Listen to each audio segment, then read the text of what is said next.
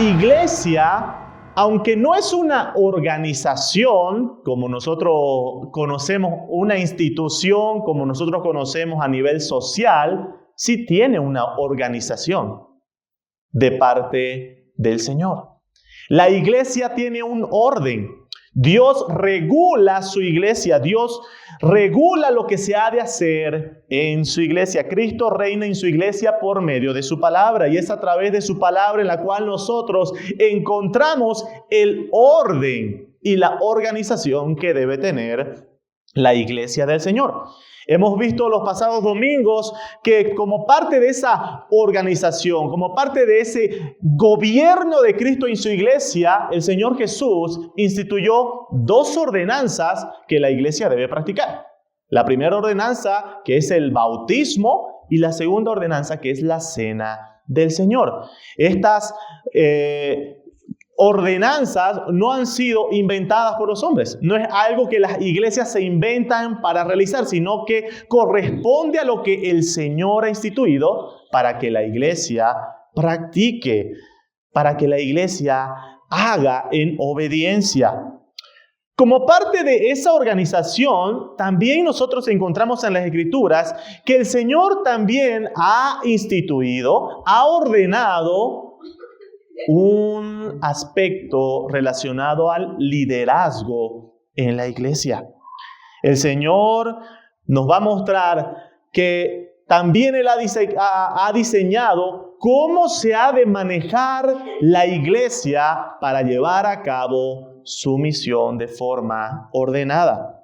En este contexto, amados hermanos, en estos domingos vamos a estar estudiando sobre los 2 oficios instituidos por el Señor para su iglesia: el oficio pastoral y el oficio diaconal.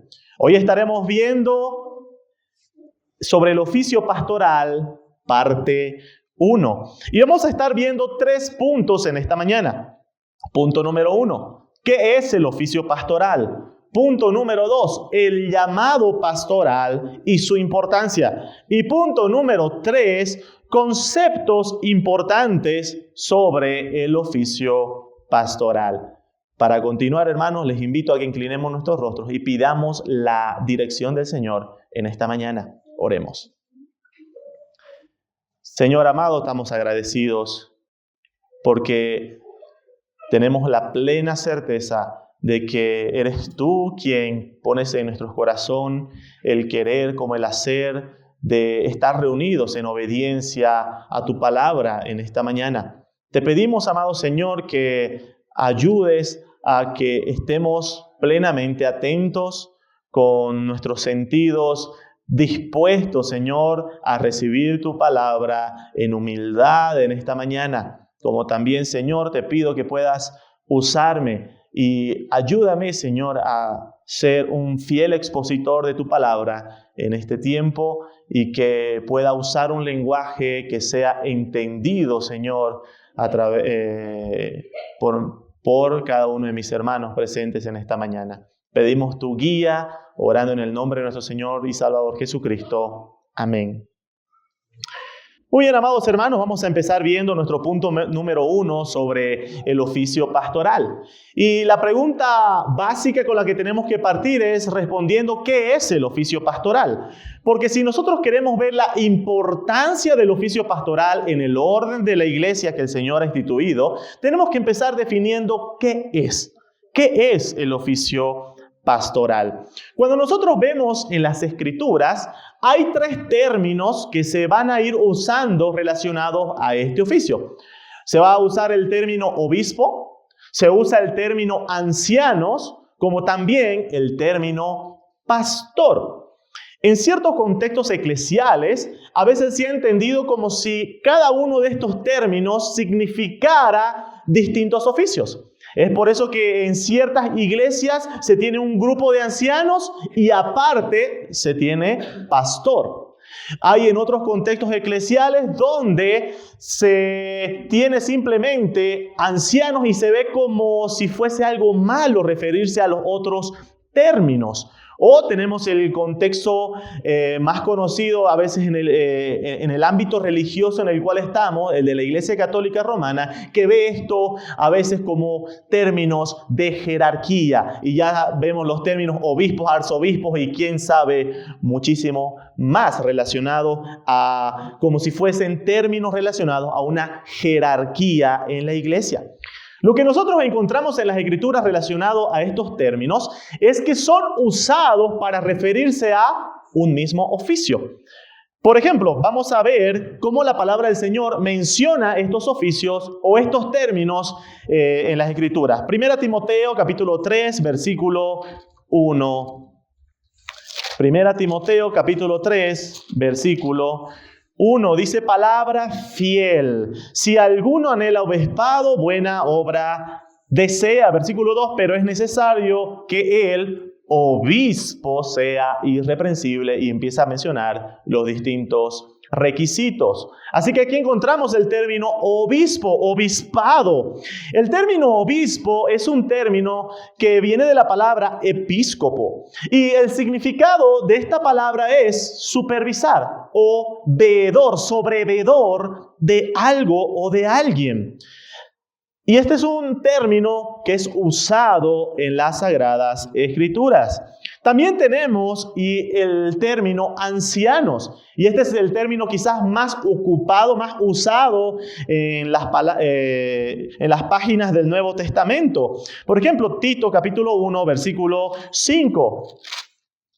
Tito capítulo 1, versículo 5 dice: por esta causa te dejé en Creta para que corrigieses lo deficiente y establecieses ancianos en cada ciudad, así como yo te mandé. Así que este término ancianos es uno de los más usados en las páginas del Nuevo Testamento para referirse a aquellas personas que estaban a cargo del liderazgo en las iglesias.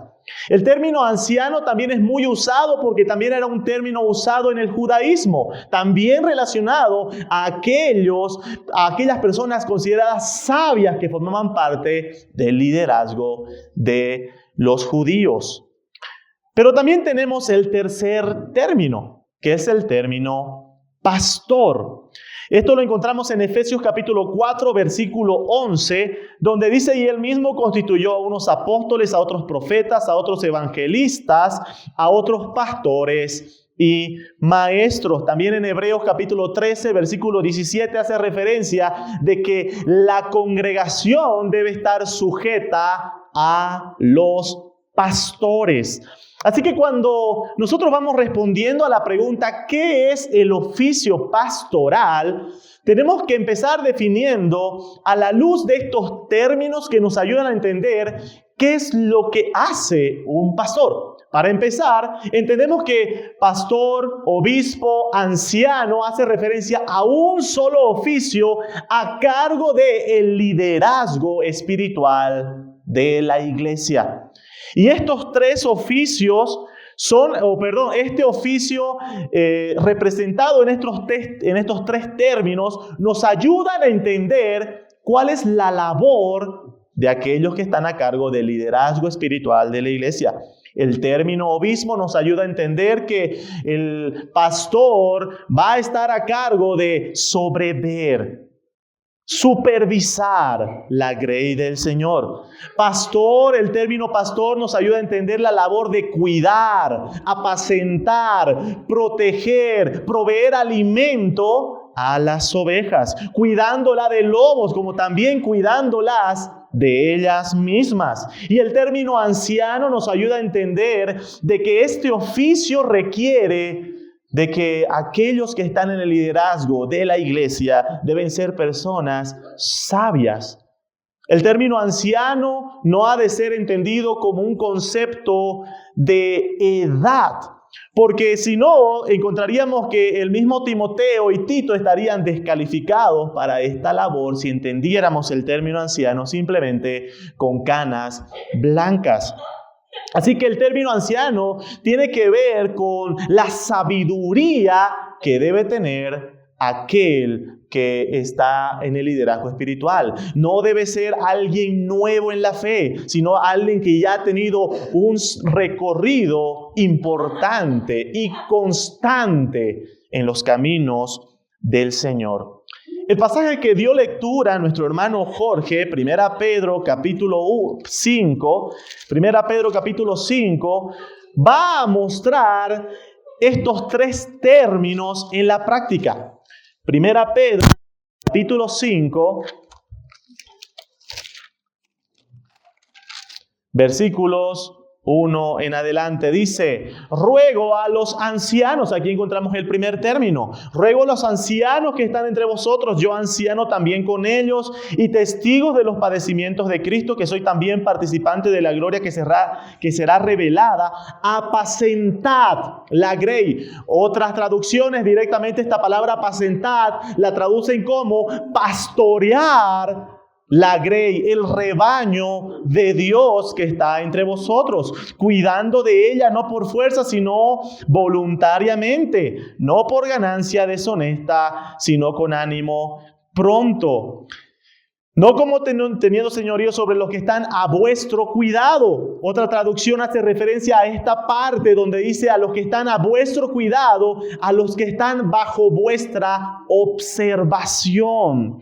Así que, amados hermanos, el oficio pastoral requiere estas cualidades mencionadas en estos tres términos: supervisor, pastor y también anciano, alguien que demuestra sabiduría bíblica. Así que, amados hermanos, respondiendo a esta primera pregunta, ¿qué es el oficio pastoral? Hemos visto de que es el liderazgo designado por el Señor para supervisar, cuidar, proveer alimento, proteger a la iglesia del Señor y guiarla sabiamente. Pero respondiendo también en esta primera pregunta, tenemos que entender que el oficio pastoral no es un título. Amados hermanos, esto es muy importante aclarar, porque hoy en día existen seminarios que ofrecen título de pastor. Como si usted va y estudia determinado tiempo y usted sale ahí con un título que dice pastor. Amados hermanos, el oficio pastoral no es un título. No es algo que pueda ser entendido fuera del contexto de la iglesia. Nadie puede ser pastor si no tiene una iglesia a la cual pastorea. Es a lo que me refiero. No es un título que está separado, no es un título como decir yo soy ingeniero en tal cosa. No, el oficio pastoral está ligado a la iglesia. Porque si no hay una iglesia a la que se pastorea a tal persona, no es un pastor. El oficio pastoral está conectado íntimamente a un contexto eclesial. El oficio pastoral dijimos que no es un título, sino que es una vocación. No es una posición a la cual anhelamos, sino es una obra, un oficio que se debe llevar a cabo. El apóstol Pablo en 1 Timoteo capítulo 3 dice que el que anhela obispado, buena obra desea. Lo que está diciendo el apóstol Pablo acá no es que alguien anhele el cargo de obispo. No es que la iglesia tiene la estructura de una empresa en la cual nosotros vemos y decimos, me gustaría en algún día llegar a ser gerente. No, no es un cargo. El oficio pastoral no es un cargo al cual nosotros anhelamos ese cargo, sino que el oficio pastoral es un llamado para aquella obra, es un llamado de parte de Dios. ¿Cómo se produce este llamado? Y aquí entramos a nuestro segundo punto, el llamado pastoral. Cuando vemos el tema del llamado pastoral, se reconoce dos aspectos con respecto al llamado. Un llamado interno y un llamado externo. Vamos a 1 Timoteo, capítulo 3. 1 Timoteo, capítulo 3, dice, palabra fiel. Si alguno anhela obispado, buena obra desea. El llamado interno al pastorado se conoce como aquel anhelo que tiene una persona para realizar la obra pastoral. Este anhelo es muy importante. No es un anhelo que debe ser provocado por ninguna otra cosa, sino únicamente por el Espíritu Santo. Es Dios a través de su Espíritu quien llama a las personas a este llamado pastoral. Hechos capítulo 20, versículo 28.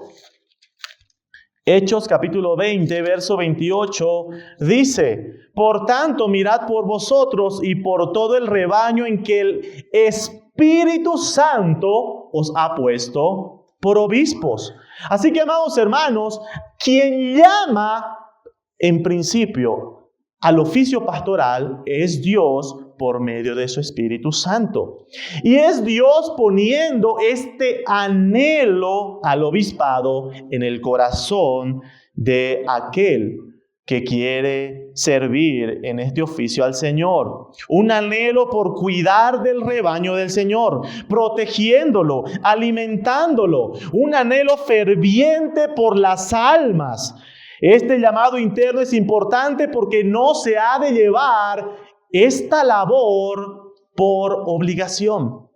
Amados hermanos, es muy importante el llamado interno al oficio pastoral porque nadie debe ser obligado a realizar esta obra. En el mismo pasaje que veíamos, 1 Pedro capítulo 5, versículo 2, el apóstol Pedro va a decir que aquellos que van a pastorear la iglesia del Señor no deben hacerlo por fuerza, sino que deben hacerlo voluntariamente. Deben hacerlo voluntariamente. Nadie debe ser empujado o obligado a ejercer la labor pastoral. Amados hermanos, ¿por qué esto es muy importante? Puede haber casos, amados hermanos, en los que la iglesia puede ejercer cierta presión a algún hermano al cual vemos aptitudes, vemos dones, vemos requisitos bíblicos para que pueda realizar esta labor. Pero ¿qué pasa si el hermano no expresa ese anhelo? La iglesia no puede ni debe obligarla ni presionarla. No debe hacerse eso. Y mucho menos tampoco debe hacerse esa presión por parte de familiares, ni amigos, ni nadie. Debe ser una convicción puesta por el Señor. La esposa no puede estar diciéndole todos los días, ya, anímate, tienes que ser pastor, tienes que ser pastor. No. Porque esta debe ser una convicción puesta únicamente por el Señor. Los hermanos de la iglesia no deben estar diciéndole, hermano, ¿y cuándo usted se va a animar al pastorado? Porque debe ser una convicción puesta únicamente por el Señor. Nadie debe ser puesto a esta tarea por fuerza, sino voluntariamente. ¿Por qué, amados hermanos?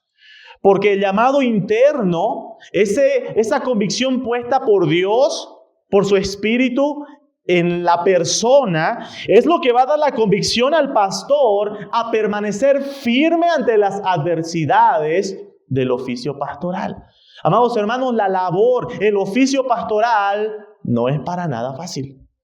Requiere mucha disposición de tiempo, energía, desgaste mental, sabiendo que esta tarea trae dolor y lágrimas, como decía el apóstol Pablo.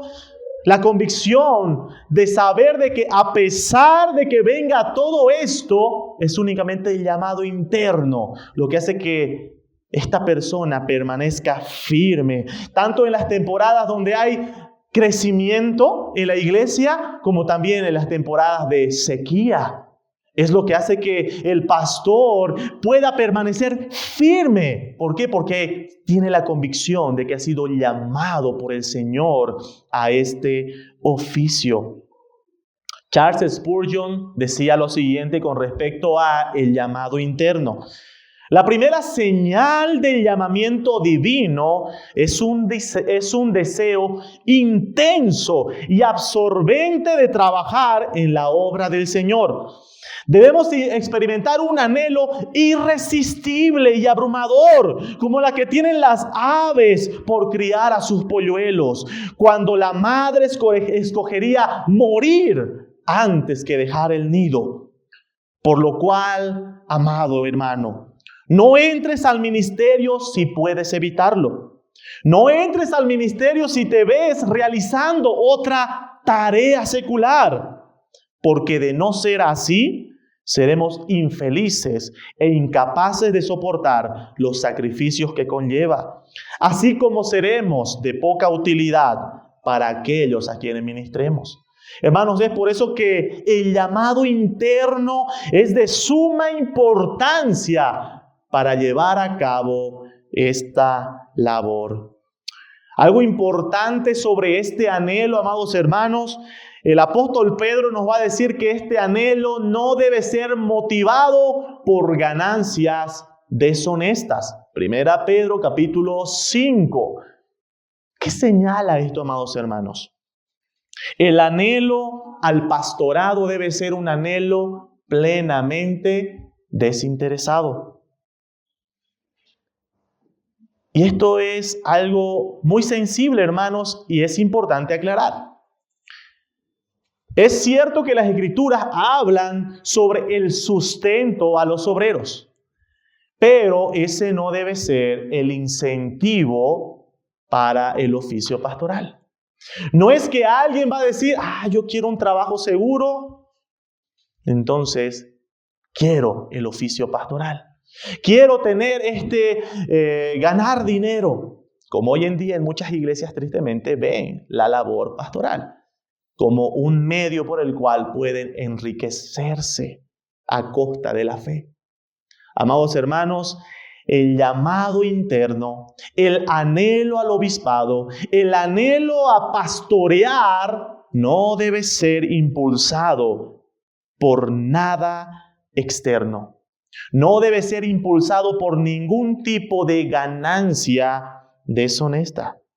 Si un hombre puede detectar después del más intenso examen en sí mismo cualquier otro motivo aparte de la gloria de Dios y del bienestar de las almas, si él detecta otra motivación aparte de esto, lo mejor sería para tal hombre apartarse de aquello. Así que, amados hermanos, el llamado interno es de suma importancia, porque es lo que da plena convicción a aquellos hombres para permanecer firme ante las dificultades del oficio. Pero, hermanos, aunque el llamado interno es muy importante para el oficio pastoral, no es suficiente. Es necesario un llamado externo. ¿Y en qué consiste, amados hermanos, el llamado externo para el oficio pastoral? El llamado externo es el reconocimiento de la iglesia de ese anhelo como válido, como también los requisitos y aptitudes de aquella persona para el obispado. La manera designada por Cristo para el llamamiento de cualquier persona, esto dice nuestra confesión de fe, que ha sido calificada y dotada por el Espíritu Santo para el oficio del obispo o anciano, es que sea reconocido por la iglesia misma. Amados hermanos, nosotros creemos que la iglesia participa en el reconocimiento de sus oficiales. La iglesia debe participar en el reconocimiento tanto de los ancianos, pastores u obispos y de los diáconos. La iglesia es aquella que el Señor ha designado para dar tal reconocimiento. Así que este llamado externo, amados hermanos, es igual de mucha importancia. Miguel Núñez dice lo siguiente: el Espíritu Santo hace el llamado interno, con lo cual la persona llamada comienza a sentir el deseo de pastorear ovejas, que tiene que ser confirmado por un llamado externo. El llamado externo lo que hace es evitar que alguien se llame a sí mismo. Amados hermanos, no existe la autoproclamación en la iglesia. No existe que de un día a otro una persona se levanta y dice: desde hoy yo me autoproclamo como pastor de la iglesia. Como tampoco existe esa figura en las Escrituras donde alguien se separa del contexto eclesial para ir y abrir su propia obra para simplemente satisfacer aquel deseo que pueda tener de ser llamado pastor. Es la iglesia la que produce, la que realiza este llamado externo, este reconocimiento a las aptitudes, dones y requisitos de esta persona para la labor pastoral. Un ejemplo de esta figura, amados hermanos, nosotros la encontramos en Hechos capítulo 6. Acompáñenme en sus Biblias. Hechos capítulo 6.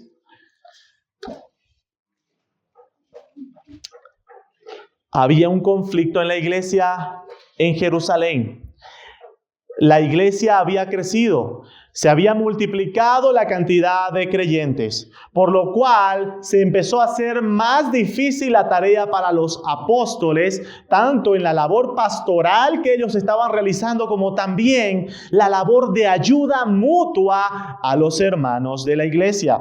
Por lo cual, los apóstoles sugirieron a la iglesia lo siguiente, versículo 3 de Hechos capítulo 6. Buscad pues, hermanos, de entre vosotros a 7 varones de buen testimonio, llenos del Espíritu Santo y de sabiduría, a quienes encarguemos de este trabajo. Hermanos, aspectos importantes a señalar sobre esto. ¿Por qué los apóstoles ellos simplemente no escogieron? Sino que nosotros vemos que la tarea de observar, reconocer, debía hacerlo la iglesia. La iglesia es la que debía ver entre ellos a estos varones. Pero obviamente no tenían que hacerlo según sus propios criterios. No es que nosotros vamos a escoger a los que nosotros creemos según nuestro entendimiento los más capaces para la labor, sino que hay requisitos bíblicos a los cuales ellos debían observar. Debían ser personas de buen testimonio, personas llenas del Espíritu Santo, personas sabias. Aunque la iglesia, amados hermanos, tiene esta tarea de reconocer a los oficiales de la iglesia no puede ni debe hacerlo según sus propios criterios, sino los criterios dados por el Señor. Y aquí, amados hermanos, una aplicación importante para la iglesia. Si nosotros como iglesia tenemos la gran responsabilidad de hacer un discernimiento bíblico para ver si tal persona tiene las aptitudes, los dones, tiene los requisitos puestos por el Señor para este oficio, eso requiere que la iglesia tenga la capacidad bíblica para hacer tal discernimiento. Y eso, amados hermanos, debe ser un llamado para la iglesia de crecer. Amados hermanos, la iglesia debe ser una iglesia madura, capaz de reconocer estos requisitos de forma sabia. Así que nosotros vemos, amados hermanos, que la iglesia participa. Debe discernir bíblicamente si es que el que anhela el obispado tiene lo requerido por el Señor para la labor. El próximo domingo, en la voluntad del Señor, estaremos viendo cuáles son esos requisitos. ¿Qué es lo que la iglesia debe observar en tal persona? Eso estaremos viendo el próximo domingo, en la voluntad del Señor. Sigamos viendo, amados hermanos, ¿por qué es la importancia del llamado externo? Hay otras iglesias que no llevan a cabo este proceso. Es decir, la iglesia no forma parte del reconocimiento de los oficiales de la iglesia, sino que vemos figuras donde el mismo grupo pastoral directamente designa y llama e invita a otras personas para formar parte del grupo pastoral. ¿Por qué nosotros creemos, hermanos, que es bíblico que la iglesia debe participar? En primer lugar, vimos el ejemplo de Hechos capítulo 6. Vemos que es un ejemplo bíblico. Pero también, amados hermanos, tenemos que entender que las llaves del reino, la autoridad que el Señor da, no le es dada a una o a unas personas, sino que le es dada a la iglesia. Acompáñenme en sus Biblias a Mateo capítulo 16. Mateo capítulo 16, este es un pasaje que ha sido interpretado de muchas maneras, pero vamos a enfocarnos en un aspecto. Mateo capítulo 16, versículos 18 y 19. Esto es cuando el Señor Jesús le pregunta a sus discípulos: ¿ustedes quiénes dicen que yo soy? Y el apóstol Pedro declara diciendo: tú eres el Cristo, el Hijo de Dios viviente. Entonces encontramos la siguiente declaración del Señor Jesús a Pedro diciendo, versículo 18: y yo también te digo que tú eres Pedro, y sobre esta roca edificaré mi iglesia, y las puertas del Hades no prevalecerán contra ella, y a ti te daré las llaves del reino de los cielos, y todo lo que atares en la tierra será atado en los cielos, y todo lo que desatares en la tierra será desatado en los cielos. Hermano, obviamente vamos a desechar la interpretación que dice que es solamente Pedro el que tiene las llaves del reino. Tristemente se ha presentado esa figura en el catolicismo romano, donde pareciera de que cuando muramos y entremos al cielo, el que va a estar en la puerta con las llaves va a ser Pedro. Bueno, esa es una interpretación incorrecta, hermanos. A quien se les está refiriendo todo esto, en quien Pedro está haciendo una figura, es a la iglesia. Es la iglesia de quien se dice que las puertas del Hades no prevalecerán contra ella. Es la iglesia a la cual se le dan las llaves del reino. Y hermanos, ¿qué significa que es a la iglesia a la cual se le han dado las llaves del reino? Esto significa, amados hermanos, que es la iglesia a la cual ha recibido la potestad y autoridad de parte del Señor para la administración de la iglesia del Señor. Por ejemplo, la forma práctica que encontramos de las llaves del reino que se le han dado a la iglesia es la práctica de la disciplina. Cuando nosotros vemos en Mateo capítulo 18, vamos a ver un caso de disciplina, cómo el Señor va a mostrar cómo se ha de llevar la disciplina en la iglesia. Y vamos a ver que la palabra final para excomulgar o para que una persona sea aceptada no la tiene el grupo de ancianos o pastores, sino que la tiene la iglesia. Mateo capítulo 18, versículo 15 al 17. Por tanto, si tu hermano peca contra ti, ve y repréndele estando tú y él solo. Si te oyere, has ganado a tu hermano. Mas si no te oyere, toma aún contigo a uno o dos, para que en boca de 2 o 3 testigos conste toda palabra. Si no lo oyere a ellos, dilo a la iglesia. Y si no oyere a la iglesia, tenle por gentil y publicano. ¿Se dan cuenta, amados hermanos, que no hay algo después de a la iglesia? Y es que la iglesia en este caso muestra cómo es el cuerpo congregacional, toda la comunidad de fe a quien se le ha dado las llaves del reino para tanto ejercer la disciplina como también en este caso, hermanos, estamos viendo el de reconocer a los oficiales de la iglesia, en este caso a los pastores.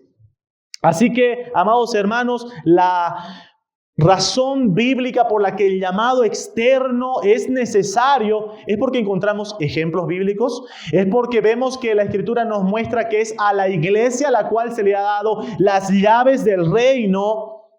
Pero también, amados hermanos, de una forma práctica, esta forma del llamado externo guarda, protege a la iglesia de autoproclamaciones. Guarda y protege a la iglesia de autoproclamaciones. Guarda a la iglesia de dictadores en la iglesia, entendiendo de que el único que está como cabeza de la iglesia es Cristo.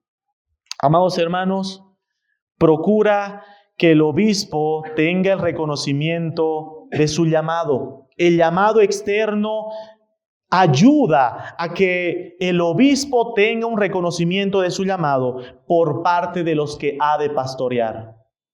Hermano, hay una frase que se usa comúnmente en el ámbito secular, que es cuando una persona carece de autoridad moral, ¿verdad? De cuando alguien quiere decir algo a alguien y la otra persona no reconoce que la persona que le está aconsejando tiene autoridad moral, por lo cual desecha, desprecia todo lo que viene de esa persona. Bueno, hermanos, el llamado externo lo que hace es que los que van a ser pastoreados reconozcan a aquel que los va a pastorear y que se comprometen a sujetarse voluntariamente. Debe haber, hermanos, esto. Hebreos capítulo 13, versículo 17, lo mencionamos hace rato. Hebreos capítulo 13, verso 17 dice: obedeced a vuestros pastores y sujetaos a ellos. Amados hermanos, algo importante de este versículo es que la labor de sujetarse se le encarga a la iglesia. No es que se le dice a los pastores, sujeten a la iglesia. No es que los pastores van a someter a la iglesia a su autoridad, sino que es la iglesia quien voluntariamente, en obediencia al Señor, debe sujetarse en obediencia a los pastores. Y esto, amados hermanos, se da también, es una muestra de lo que estamos viendo en el llamado externo. Así que, amados hermanos, entramos a nuestro tercer punto, o aspectos importantes sobre el oficio pastoral. ¿Qué distintivos nosotros creemos también importantes sobre el oficio pastoral? Para empezar, tenemos que aclarar que el pastor no es el señor de la iglesia. Para empezar, tenemos que aclarar que el pastor no es el dueño de la iglesia. El pastor sigue siendo oveja. El pastor sigue siendo ovejas.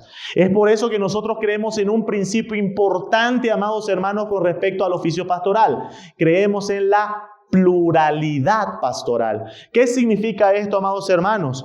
Que nosotros creemos que el oficio pastoral no debe ser llevado por una sola persona, sino que debe ser llevado en plural. 2 o más, la cantidad que la iglesia requiera, necesite para ser pastoreada. Tenemos ejemplos en las Escrituras, muchos pasajes donde hablan del oficio pastoral siempre en plural. Vamos a ver solo un versículo. Cuando el apóstol Pablo y Bernabé van plantando iglesias y van estableciendo ancianos. Hechos capítulo 14, versículo 23. Dice, y constituyeron ancianos en cada iglesia, y habiendo orado con ayuno, le encomendaron al Señor en quien habían creído. Amados hermanos, lo que nosotros estamos viendo es que cada vez que iban constituyendo iglesias, estas iglesias iban reconociendo grupos de ancianos, grupo pastoral, no simplemente uno. Así que, amados hermanos, creemos en este principio, la pluralidad pastoral, porque esto guarda a la iglesia de tener un pastor que se crea el dueño y señor de la iglesia. Amados hermanos, Los pastores no son la cabeza de la iglesia. ¿Quién es la cabeza de la iglesia? Cristo. La iglesia solo tiene una cabeza. El grupo pastoral es oveja. Son ovejas a las cuales el Señor ha llamado, sí, para ejercer autoridad, liderar en la iglesia, pero no son amos y señores en la iglesia. Es por eso que el apóstol Pedro dice que la labor pastoral no debe ser ejercida como teniendo señorío de los que están en el cuidado. Así que creemos en la pluralidad pastoral, pero también creemos en la paridad pastoral. ¿Qué significa esto, amados hermanos? Significa que en el grupo pastoral no existen jerarquías. No existe uno que sea superior al otro. No existen rangos. No existen rangos ni por conocimiento, no existen rangos ni por edad, ni tampoco rangos por años en el ministerio. Sino que si alguien ha sido llamado al grupo pastoral, ha de ser tratado en igualdad con los demás pastores. Y esto, hermanos, es un principio importante por lo que les decía anteriormente. Los pastores siguen siendo ovejas y necesitan ser pastoreadas, necesitan ser cuidadas. Y hay ocasiones, amados hermanos, en que los pastores van a necesitar ser exhortados, van a necesitar ser corregidos. Y por eso no debe haber jerarquía en el grupo pastoral, porque todos deben estar sujetos a ese cuidado. Y como último aspecto importante de qué es lo que creemos sobre el oficio pastoral, es que creemos que el pastorado es un oficio que se le ha encomendado al varón, a los hombres. Y hermanos, este es un tema que hoy en día produce mucho ruido. Es un tema que debido a la proliferación del feminismo, pareciera de que hablar de que solamente varones han de ser designados como pastores ya es tildado como un discurso de odio o discurso machista. Amados hermanos, ¿por qué creemos que el oficio pastoral debe ser llamado por hombres? Y déjenme hacer una precisión, amados hermanos. No solamente es que el oficio pastoral debe ser llevado por hombres, sino que debe ser llevado por hombres calificados y llamados por el Señor. Muchas mujeres hoy en día que abrazan el pensamiento feminista rasgan sus vestiduras al oír que es al varón a quien se le ha designado el liderazgo en la iglesia. Pero hermanas, déjenme decir algo importante. Si nosotros pensamos, no es a todos los varones a los cuales se le ha designado esta labor en la iglesia, sino es a unos cuantos varones a los cuales han sido llamados por el Señor y son calificados para esta labor. ¿Tenemos fundamento bíblico? Claro que sí. 1 Timoteo capítulo 2, versículo 12.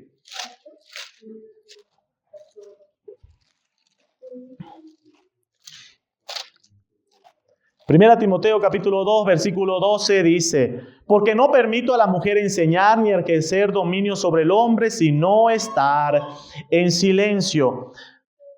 Ahora, hermanos, nosotros habíamos hablado de en qué consiste la labor pastoral. Y la labor pastoral consiste en enseñar y en ejercer dominio, liderazgo en la iglesia. Cosas a las cuales la palabra del Señor aquí está siendo explícita al prohibir esto. Hermanos, quiero ser sensible al decir esto. No significa, amados hermanos, que el hecho de que simplemente a los varones se le haya otorgado la responsabilidad de liderazgo en la iglesia, no significa que la mujer sea menos. No significa que haya mujeres menos capaces.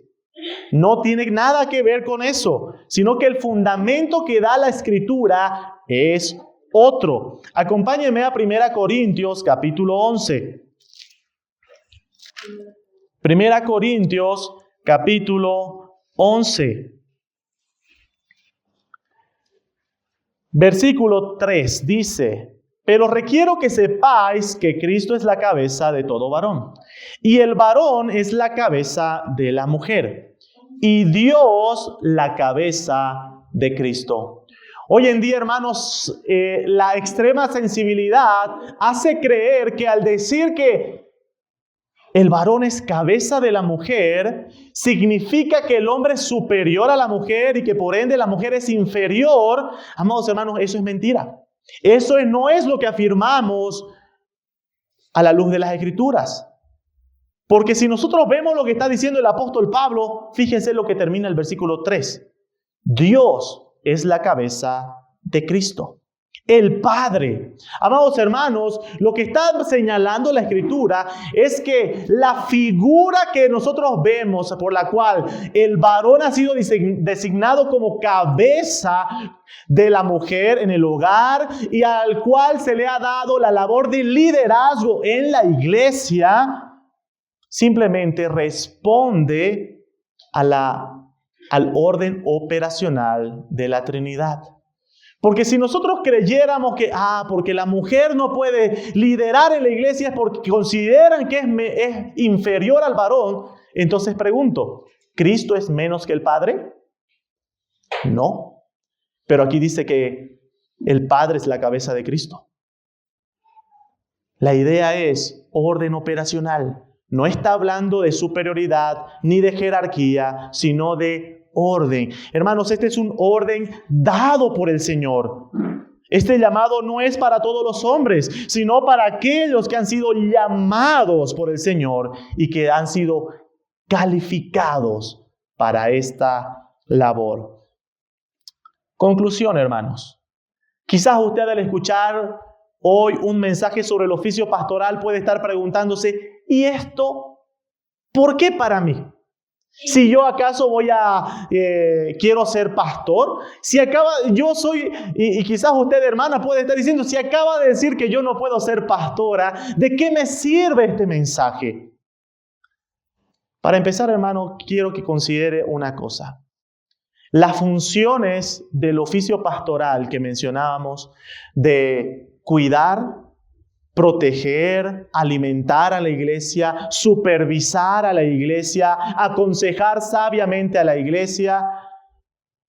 Esas funciones del oficio pastoral demuestran las necesidades de la iglesia. Demuestran las cosas de las cuales usted necesita, amado hermano y amada hermana. El hecho que el Señor haya diseñado hombres, personas para realizar esta tarea significa que usted las necesita para desarrollar su vida eclesial. Hermano, hermana, usted necesita ser cuidada, pastoreada. Necesita ser alimentado, alimentada. Necesita ser supervisada. Hermanos, muchas personas ven a la iglesia simplemente como un acto religioso.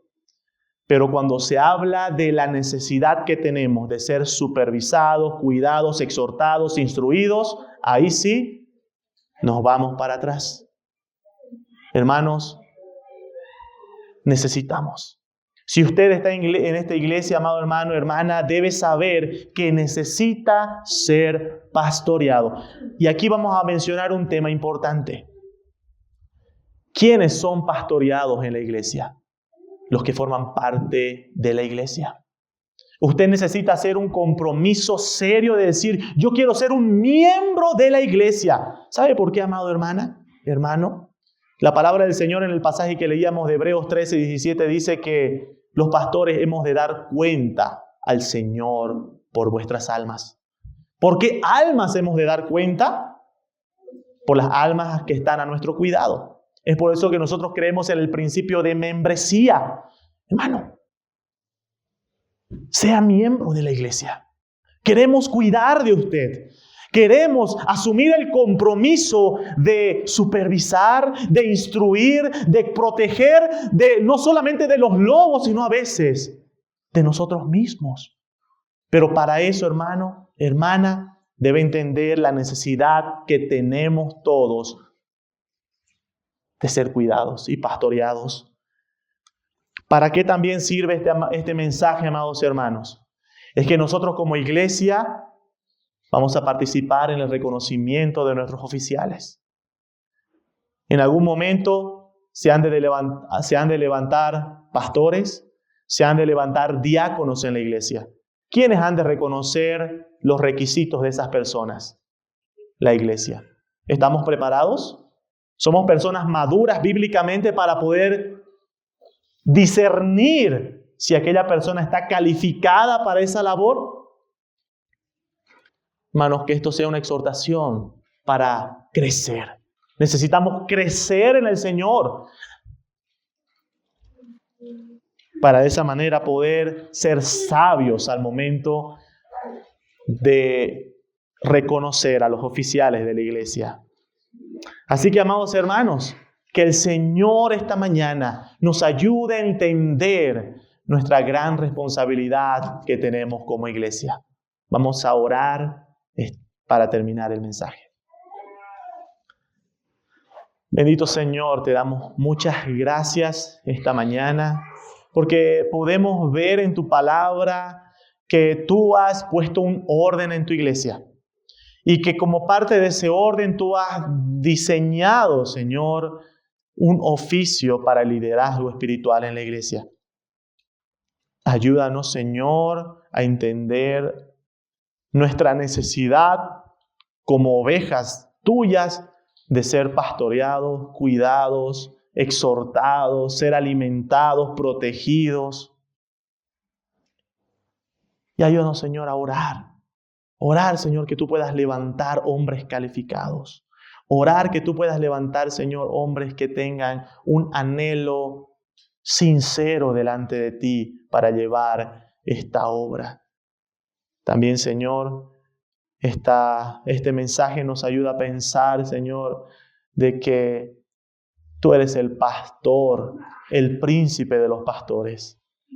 Damos gracias, Señor, porque tú en tu ejemplo muestras lo que es ser un verdadero pastor. Nuestro Señor Jesucristo dio su vida por sus ovejas.